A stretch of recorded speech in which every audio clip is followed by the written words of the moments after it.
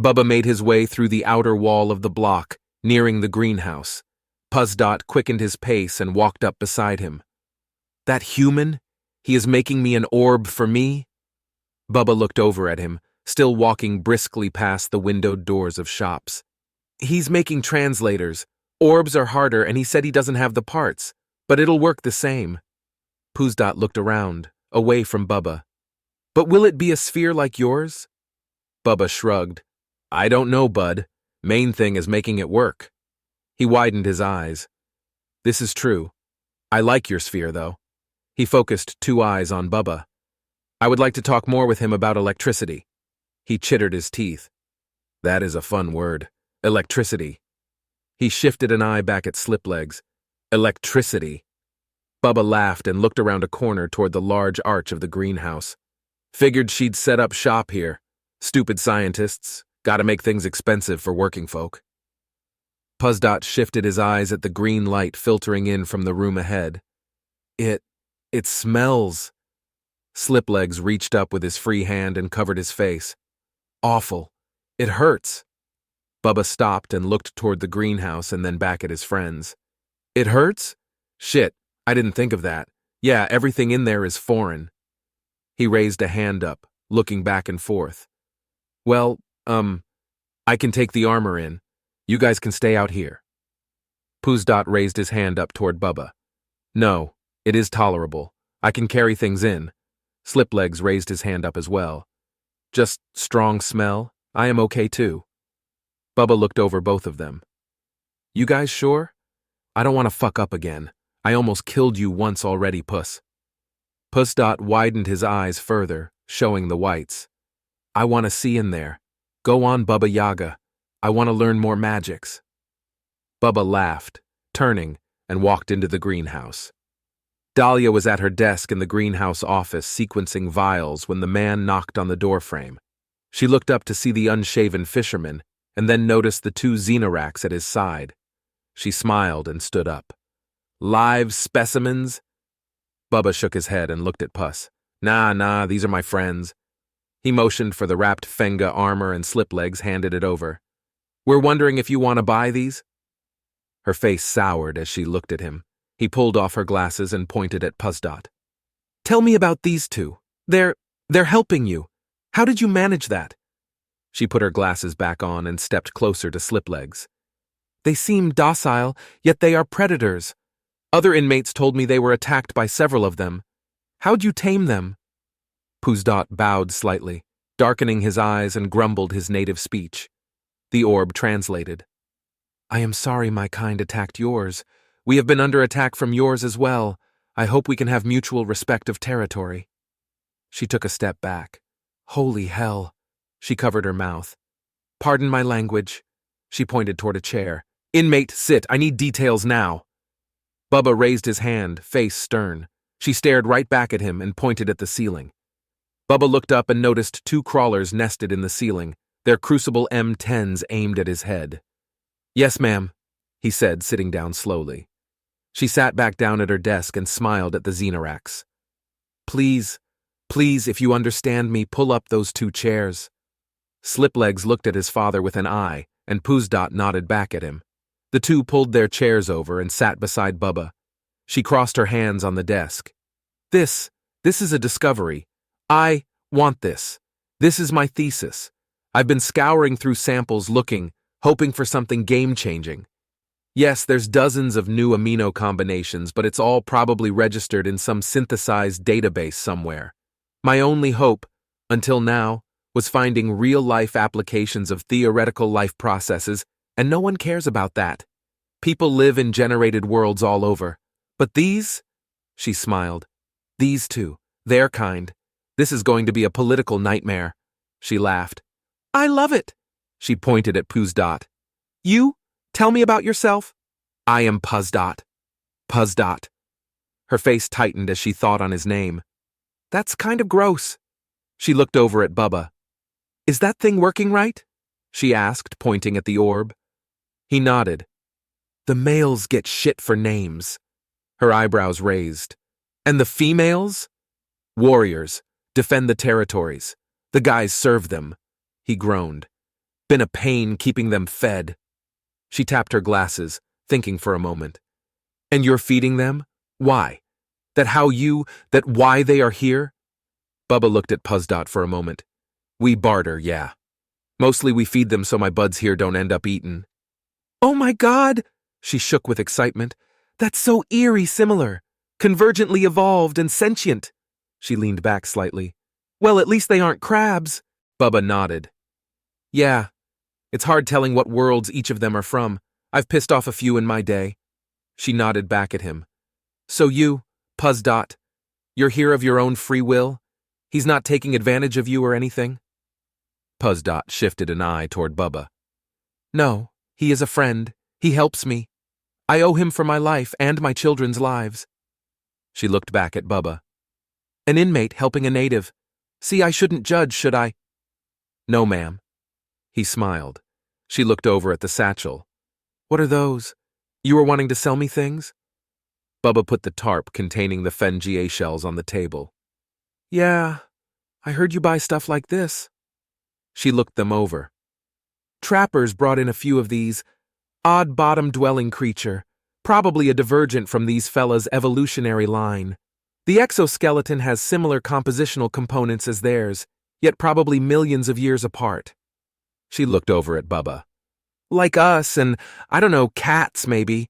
It's like they're lions. She looked back at the shells, poking through them. Good flesh chunks dried in here. I can sample those. The shells themselves, yeah, I can make some pottery for my aunts. Save on Christmas gifts. She looked up at the xenoarcs. The shells, you can heat them, bind them together, you know.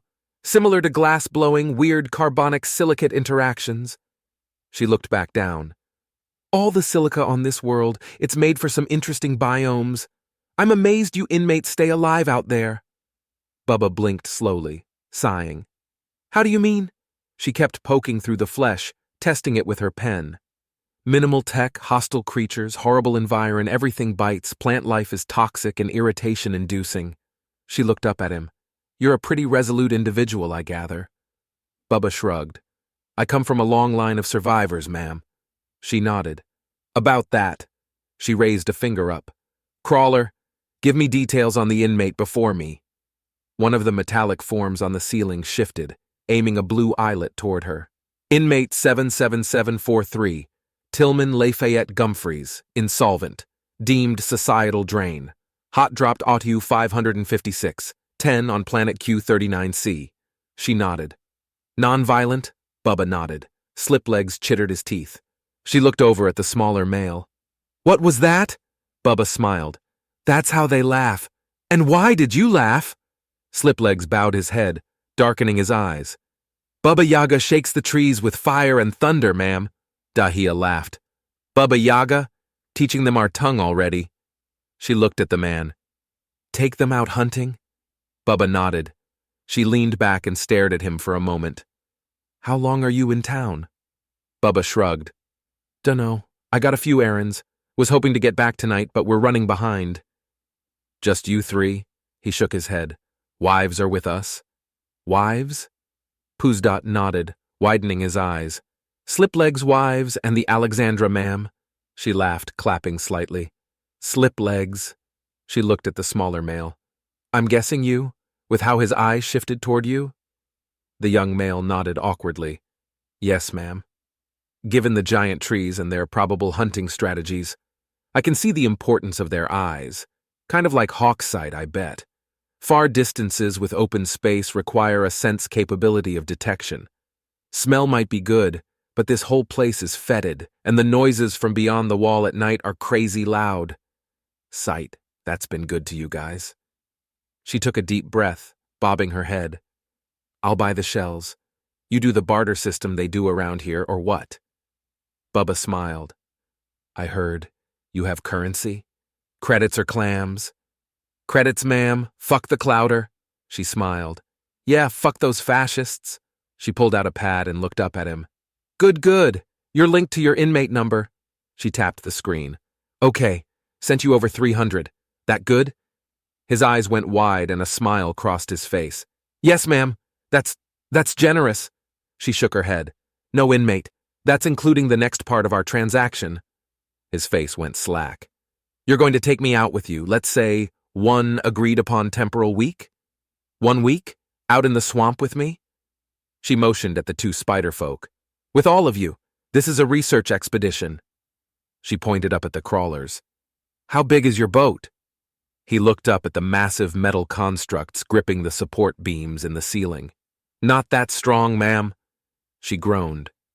You have guns, obviously. Can you guarantee security? He sighed. We'll need to run this past my wife first. Then we can talk safety concerns. She nodded. Yes. And the other 2 wives?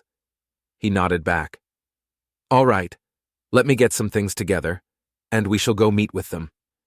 He raised his hand up slightly. I was supposed to, She shook her head slightly. What? I was hoping to barter with you for some plants. She's got a garden going in the back room and was hoping for some new flowers. Dahlia raised a finger. Screw flowers. I got just the thing for her. Rare in this arm, hard to come by, but I love them. She got up and walked over to container along the back wall of her office. She slid open the drawer, cold mist rolled out. If she knows anything. She looked up at him, which I hope she does, given she's a gardener. She looked back down and pulled out a glass tube holding some green finger-like plants with roots. She was hoping for flowers. You don't have any? She glared at him over her glasses. Asparagus, Bubba. She'll be thankful for it, I guarantee. She put it in his hands and turned around, shaking her finger in the air. I need to make a list. Yes, what all I'll need. She looked back over at him. You will provide food and housing, correct? He stared at her. Your home, inmate, is it adequate for guests? Puzdot raised a hand up slightly. She looked at him. I stayed there last night. It is a good temperature and the smells are not overwhelming. She shrugged. Good enough for me. She smiled. I'll start packing. Wait here for me. Bubba sighed and remained seated. Alexandra sat next to Elise, each a drink in their hand. Quiet Bite sat behind Alexandra, braiding her hair. Elise took a sip and looked at the creature's work. Watching their hands move, it's mesmerizing. She looked up at Alexandra. And that dress? She laughed. I'm sorry I got all jelly. Alexandra smirked back. Kinda my fault.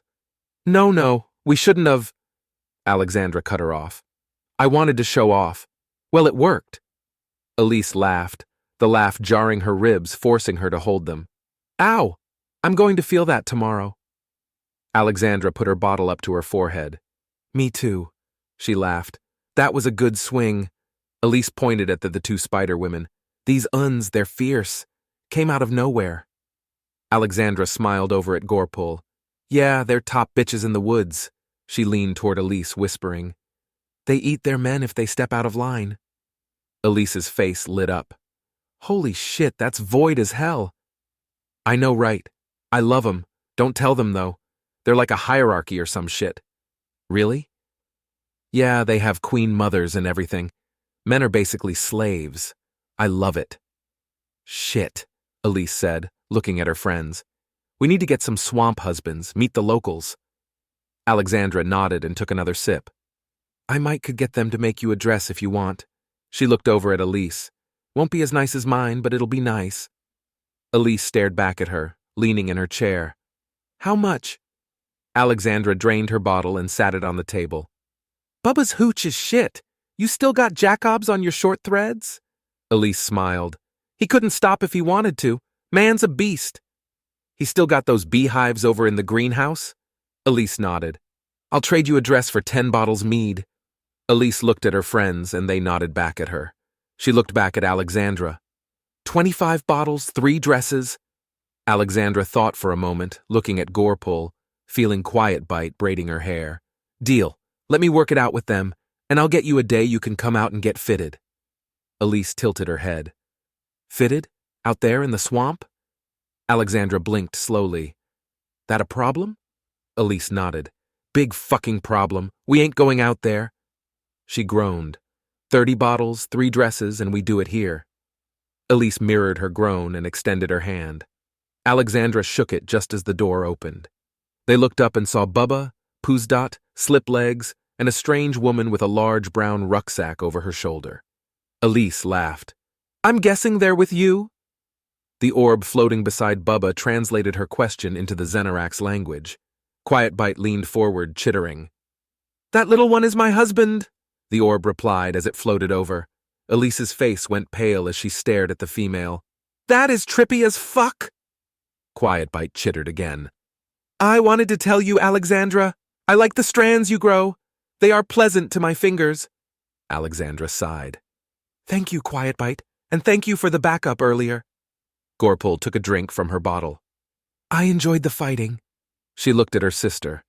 Quiet Bite looked over at the taller of Elise's friends. I am happy to taste a new opponent. Mother will be impressed beyond believing. Bubba walked over, staring at Quiet Bite braiding his wife's hair. Well, this is going better than I expected. He then noticed the swollen spot on Alexandra's forehead. And that is as expected. Alexandra pointed at Elise. Just getting reacquainted with an old work friend. Bubba laughed, tipping his head toward the woman. Hey, Elise, how you been? She smiled back. Good TL, been hearing good things about you and your boys there. He looked back at the two standing next to him, and Dahlia still standing near the door. Alexandra looked over at her. Who's your friend Bubba? He sighed, touching his hair. Dahlia Strong. She's coming with us. Wants to research them. Alexandra looked her over in more detail, noting her hair, soft skin, perky chest. She paid well, I hope? He nodded and remembered the box in his hand. He opened it up and handed it over to her. It's not a flower, I'm sorry. Alexandra looked inside, noting the perennial vegetable inside. Asparagus. She looked up at him. You dumb, lovable fool. She hit him on the arm and then looked over at Dahlia. You give him this? Dahlia walked over, nodding. Yeah, he said you had a garden going. She laughed. This is worth a fortune. What'd he promise you? The scientist's face grew serious. 1 week, meals and quarter provided. Your husband is going to be my guide. Introduce me to your new friends. She tilted her head. And you, of course. She gave a quick smile.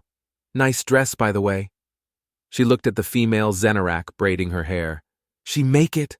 Quiet Bite's eyes darkened toward the woman. That is a male weave. It demands submission. The orb translated. Dahlia looked over at Sliplegs.